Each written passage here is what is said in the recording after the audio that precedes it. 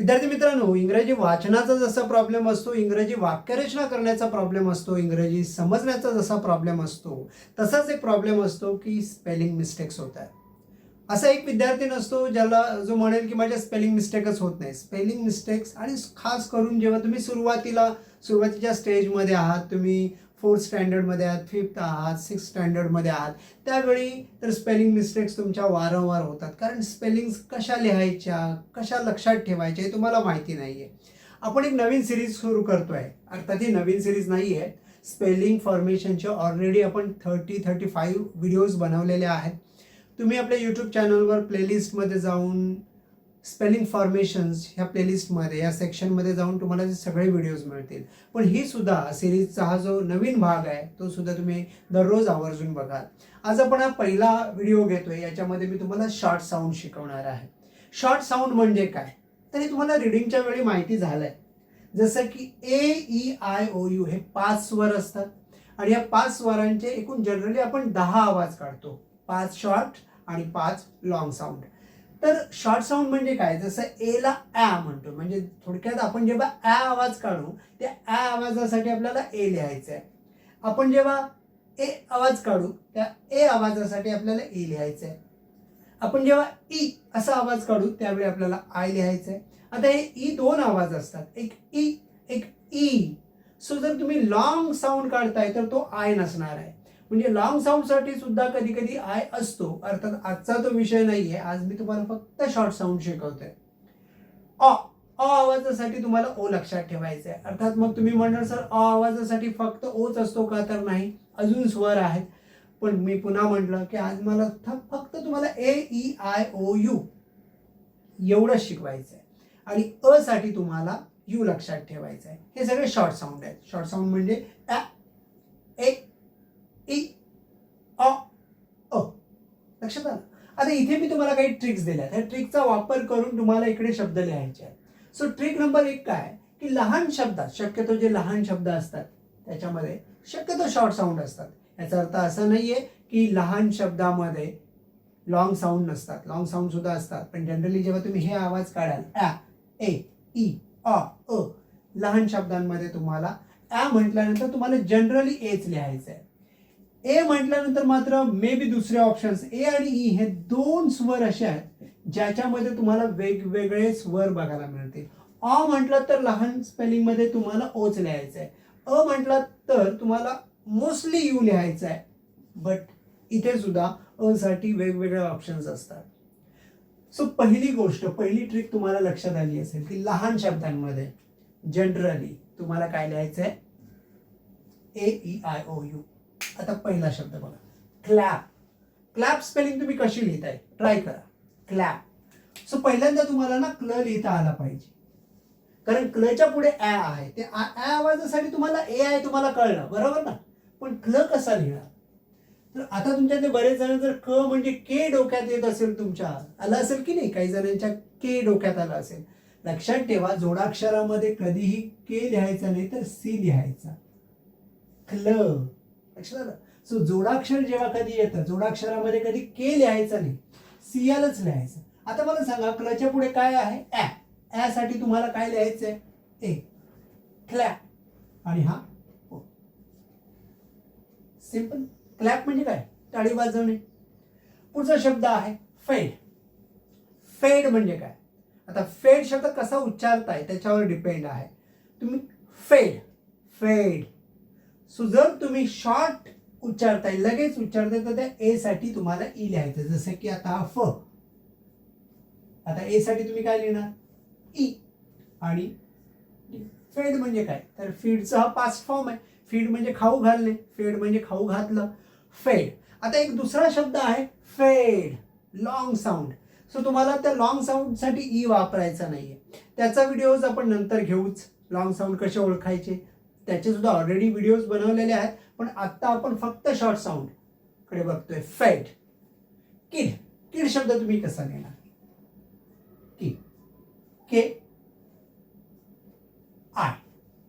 E साठी काय लिहिणार, आय. डी. किड.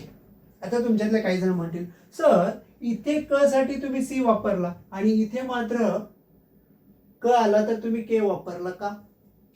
तर एक लक्षात ठेवा एक नियम, जेव्हा सीच्या पुढे ई आय वाय येतं त्यावेळी इंग्रजीमध्ये सीचा आवाज कधी क होत नाही तर स होतो. आणि त्यामुळे जर तुम्हाला कच्या पुढे आय लिहायचं आहे किंवा ई लिहायचं आहे किंवा वाय लिहायचं आहे तर तो क नेहमी तुम्हाला केच लिहायचा आहे, सी लिहिता येणार नाही. लक्षात आलं? दुसरी ट्रिक, शॉर्ट साऊंड नंतर शक्यतो जोडाक्षर असतात. जोडाक्षर याचा अर्थ, पुन्हा मी शक्यतो म्हणतोय, याचा अर्थ असा आहे की हा नियम नाहीये, पण तुम्ही खास करून हे मोठ्या स्पेलिंग मध्ये खूप जास्त वर्क होईल. पण आता छोटी शब्द बघा, डस्ट. आता तुम्ही उच्चार कसा करताय? डस्ट, असं लॉंग करत नाही, ड. आता मला सांगा अ साठी तुम्ही काय लिहिणार? अ साठी तुम्ही काय लिहिणार? यू, ड. आणि स्ट साठी तुम्ही काय लिहिणार? एस टी, डा, डस्ट. रॉक हा शब्द लक्षात ठेवण्यासाठी तुम्हाला नियम क्रमांक 3 किंवा ट्रिक क्रमांक 3 लक्षात ठेवावे लागेल.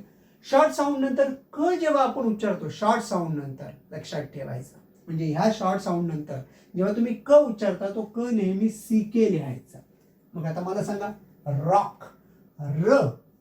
आता रच्या पुढे तुम्ही उच्चार करताय अ, अ साठी तुम्ही काय लिहिला? ओ, रॉक. आणि क. सो काही मुलं क म्हटल्यानंतर काही जणांना वाटतं के, काही जणांना वाटतं सी, पण शॉर्ट साऊंड नंतर तुम्हाला नेहमी लिहायचंय C K. Truck, truck. Truck शब्द लिहिताना तुम्हाला ट्र पहिल्यांदा लिहायचंय. ट्र कसा लिहिणार? टी आणि आर. हे कॉन्सोनंट ब्लेंड तुमचे पाठांतर पाहिजे. जसे की ट्र म्हटल्यानंतर टी आर, ट्र. अ साठी तुम्ही काय लिहिताय? यू, येस, ट्र. आणि क साठी मी तुम्हाला काय सांगितलं? Very good, C K, truck.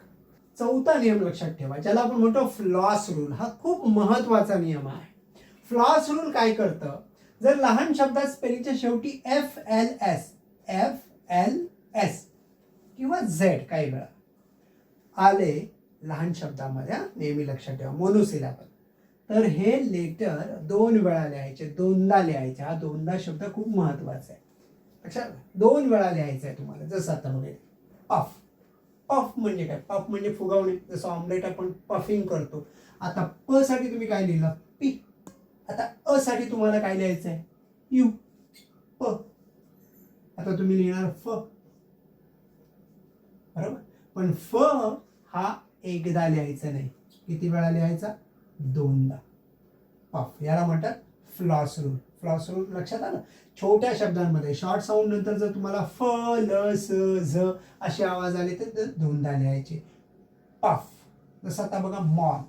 आता तुमच्यातले बरेच जण मॉल शब्द कसा लिहितील? म. अ आवाजासाठी तुम्हाला वाटेल ओ, पण आता इथे एक गोष्ट आहे की अ आवाजासाठी इथे ए लिहायचं आहे.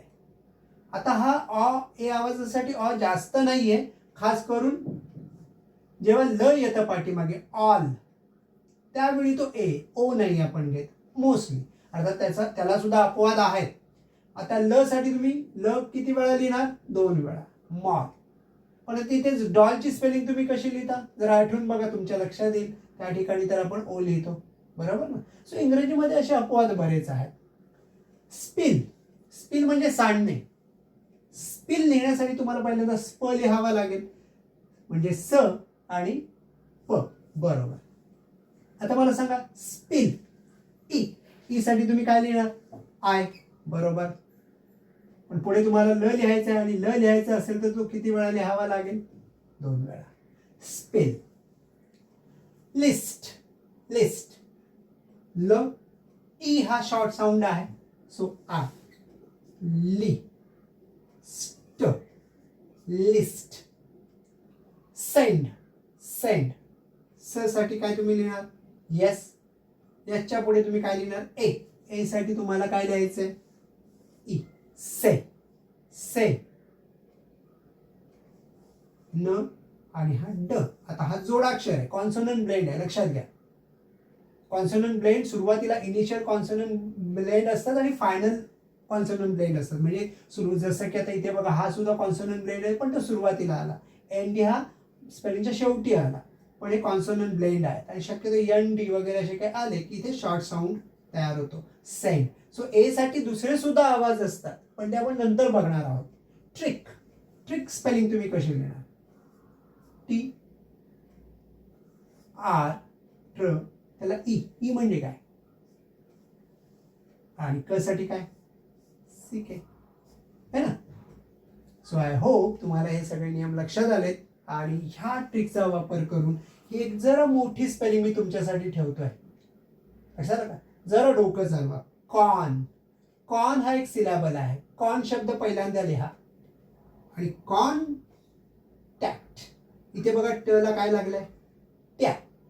यासाठी तुम्हाला काय लिहायचंय? आणि इथे ट ट क आणि ट, अर्थात हा जो क आहे तो जोडाक्षरात आहे आणि जोडाक्षरामध्ये कधी के लिहायचा नाही. सो मी फक्त जे शिकवलेल्या गोष्टी आहेत त्या फॉलो करा आणि कॉन्टॅक्ट हा शब्द तुम्ही कॉमेंट बॉक्समध्ये जरूर लिहा. मी तुमच्या उत्तराची वाट बघतोय.